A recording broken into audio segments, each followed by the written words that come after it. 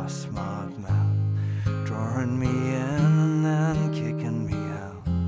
You got my head spinning, no kidding, I can't pin you down.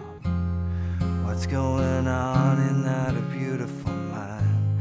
I'm on your magical mystery ride, and I'm so dizzy, don't know what hit me, but I'll be alright. My head's underwater, but I'm breathing fine. You're crazy and I'm out of my mind, 'cause all of me loves all of you. Love your curves and all your edges, all your perfect imperfections. Give your all to me, I give my all to you. You're my end and my beginning, even when I lose I'm winning, 'cause I give you all of me. You give your all of you.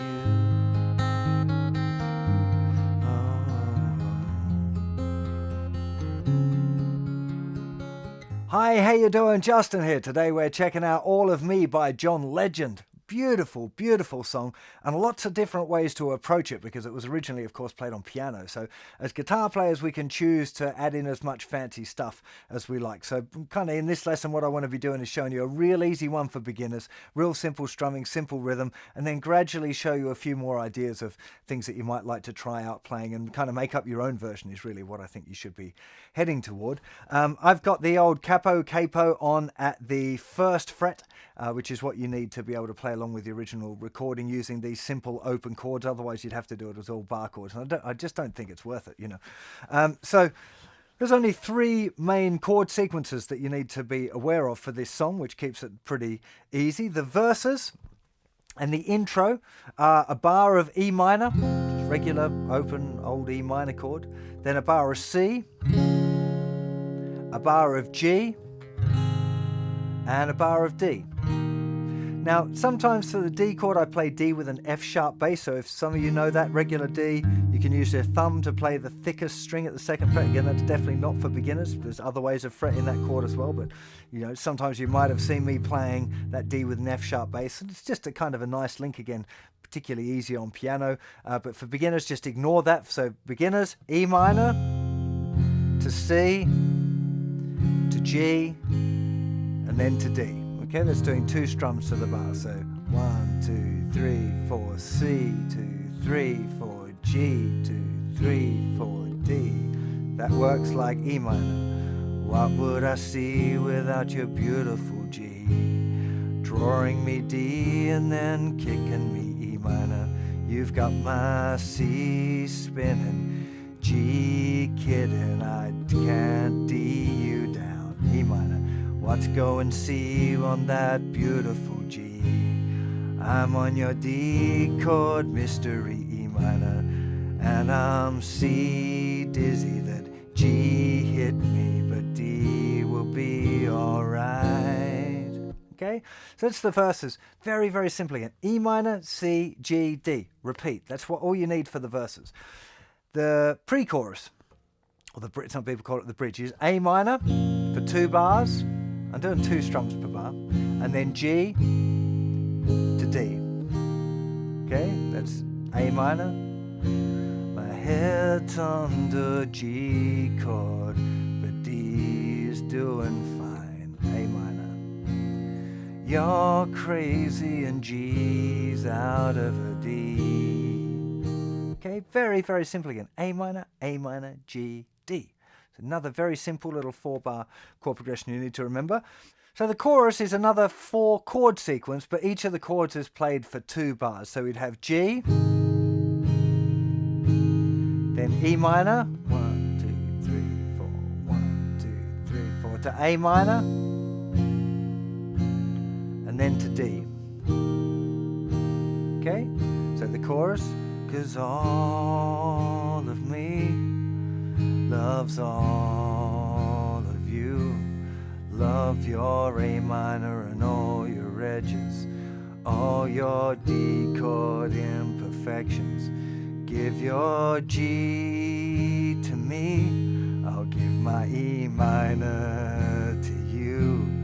You're my A minor and my beginning. Even D chord losers I'm winning, 'cause I give you all of me. Now that section is just going back to that verse section, verse chord progression, the E minor to C, G to D. Okay, so the chorus is 2 bars each of G, E minor, A minor, and D, and then the very tag line at the end where we put that little. If you're going to do that, that's the same chord sequence as we have at the beginning, which is the E minor, C, G, D sequence. Okay, so very, very simple starting point is just to get to grips with those easy chords. Now, one little tweak that I really like doing for this tune, I think it sounds nice, is instead of playing a D chord in the verses, I play like a C chord shape but up 2 frets.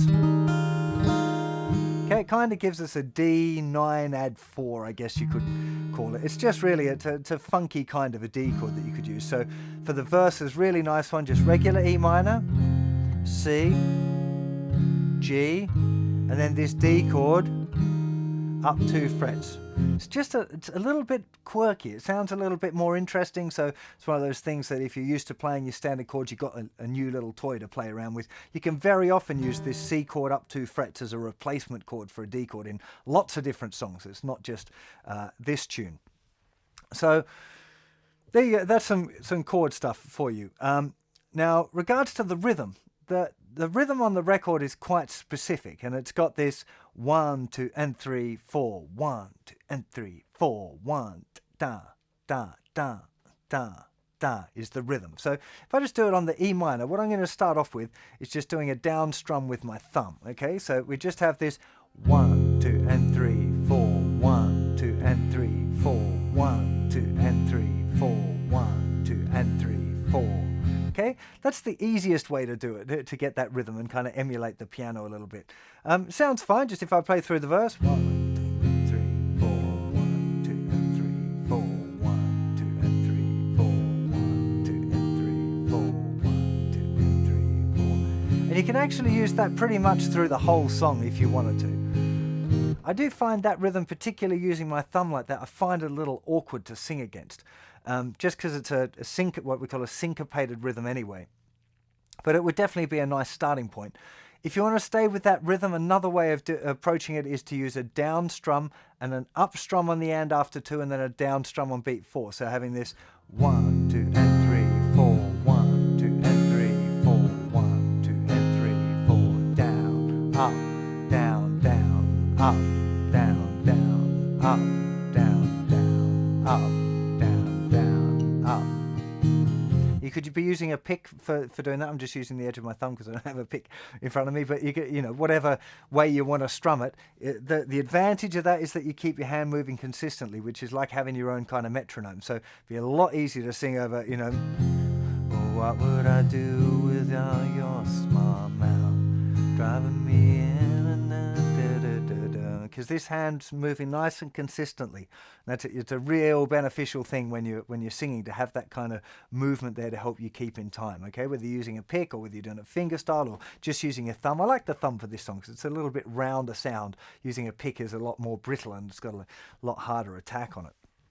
So the approach that I actually went for then for my little demo thing at the beginning was using my thumb on the bass notes and fingers 1, 2, and 3 playing strings 2, 3, and 4. So just having this thumb and fingers together on the first chord, then fingers and fingers again. So 1, 2, and 3, 4, 1, 2, and 3, 4, 1, 2, and 3. And then just taking that round that sequence. G. And then I used... It's another advantage there with this using this C chord moved up 2 frets instead of a D chord, is that you can keep those fingers. The thumb, of course, will move on the E minor. The thumb will be playing the thicker string, On the C chord, thumb will be playing the 5th string. On the G chord, thumb will be playing the thicker string. And on the D moved up to, where the thumb will be playing the 5th string again. Okay, and if we played a regular D, thumb would have to move over to the 4th string, which makes it a little bit more complicated and less consistent. There's something nice about that, the arrangement. Oh, excuse me, the arrangement of those notes that way, to have that E minor, C, G.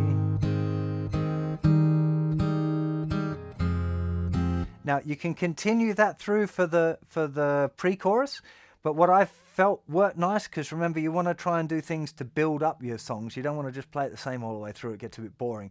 So I was choosing to do this picking out thing for the verse, fingerstyle, and then when it gets to the A minor, I move to the strumming. Now what I'm actually doing is doing my down with the thumb, up with the first finger, and down with the thumb again. 1, 2, and 3, 4. 1, 2, and 3, 4. 1, 2, and 3. Which I think works just real nice. Okay, and again, it's another choice. There's not really any specific thing that you have to do here. It's a piano song that you can arrange for guitar and make up your own version. I can't encourage you enough how beneficial it is to do that, to make up your own versions of things, because you'll learn a lot about what you like and about how you play and what you can do and what you'd like to be able to do. You know, so it's kind of a big deal. So you got block picking, you've got strumming with just your thumb, strumming with thumb and first finger. You'd also do stuff like basic fingerstyle, just going like 1 and 2 and 3, 4, 1 and 2 and 3, 4, 1 and 2 and 3, 4, 1 and 2 and 3,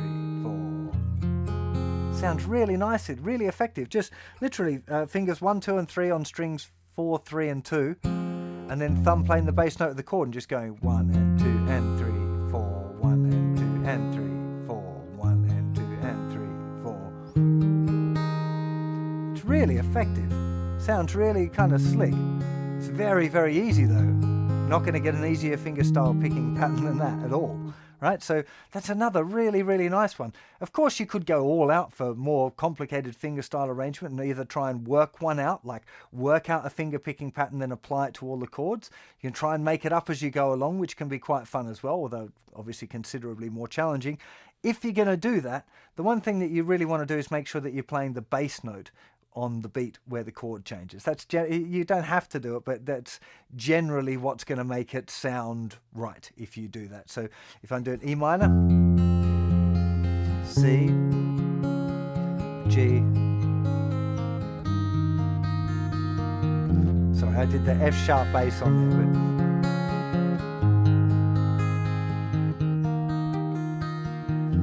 but there's no pattern here.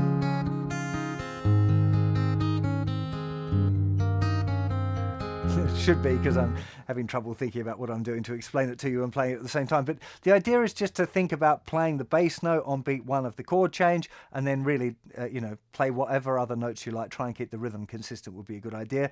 That's a lot more difficult if you're going to play it and sing it at the same time. Like a lot more difficult. So let's have a little look at the arrangement as well of that piano line that you hear really clearly at the end of the chorus there. You can hear the piano playing. It's kind of highlighting the melody along with the chords. So basically I just looked at the bass notes of the chords, the E, C, G, and then I've used the F sharp instead of the regular D, the D with the F sharp bass, just because it moves nicer. And then I filled in between those melody notes with other notes of the chord to get the...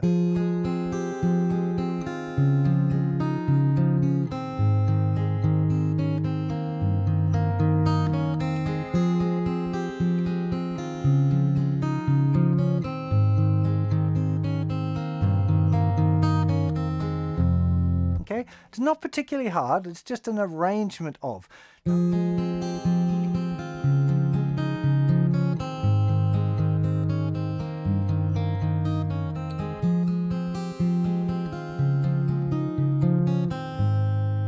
Okay, it's nothing that difficult, but trying to figure it all out on your own probably be a little bit of a hard work. So look, first finger, 2nd fret of the 4th string, little finger, 3rd fret of the thinner string. So we're plucking the 4th string and the 1st string together, then the 3rd string, 2nd string, then little finger's coming off, second finger's going down in the second fret. Okay, then we play up it again. Once we've played that note with the second fret, second finger, second fret, thinner string, we go back and play fourth string, third string, second string, and then open. So at that point, there's nothing down. Okay, because we're transitioning there actually to a C add 9. Okay.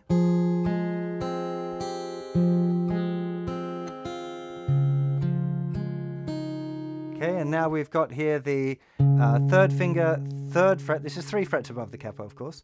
Third fret on the 5th string, second finger, second fret, 4th string, open 3rd string, little finger down on the 3rd fret of the 2nd string, and we're literally going to play 5th string, 4th string, 3rd string, 2nd string, then 5th string, 4th string, and then little finger's coming off, first finger's going down the 1st fret, and we're going to play that string twice, so we play it open as well.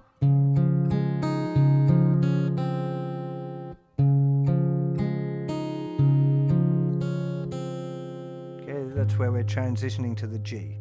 So from the E minor,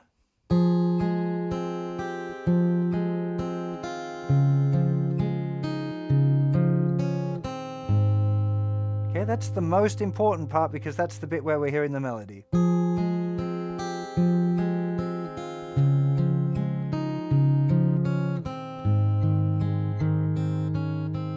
Now this part, I've just made up something. You could definitely make up your own bit here. I'm going 6th string, 4th string, 3rd string, 4th string, 2nd string, 1st finger, 1st fret on the 2nd string, and off again. And then 2nd finger, 2nd fret of the 3rd string.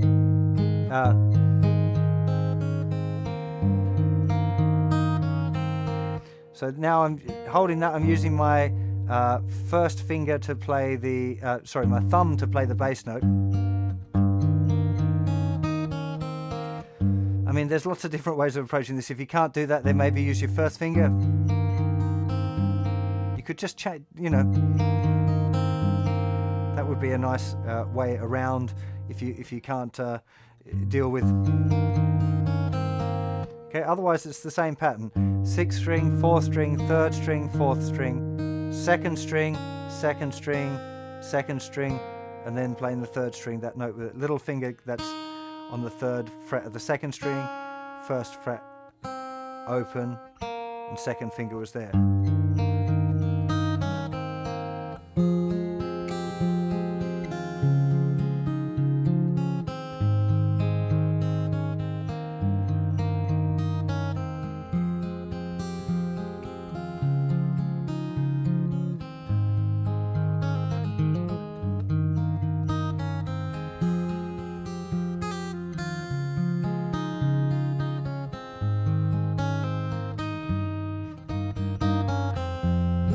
There's lots of different approaches to that. Like I said, the really thing that the big deal with this tune, I think, is you trying to find your own way of playing it rather than just trying to cop someone else's way. I really hope you enjoy playing this tune and you check out a few different ways of playing it. It was almost a struggle for me to decide which things to show you because there are so many different approaches and feels that you can apply to it, and I was exploring different styles. There's really lots of interesting things can be done with a tune like this because the melody is so strong. The chords are fairly simple, so there really is a lot of different things you can explore. So if you know some other chord grips or other ways of playing the chords, you can get into doing that as well. Definitely exploring different fingerstyle patterns works really well, adding some fingerstyle percussion in there. There's loads of things to try out. So I really hope you enjoy this. I will put some more hints for playing, particularly that little melody part there, over on the website, so do go and check that out. Remember, there's more than 1,000 free lessons over there now to go and check out, a lot more structured than you'll find on YouTube. But please subscribe to my channel if you dig what I do. I really appreciate your support. So see you for plenty more very soon. You take care of yourselves. Bye bye.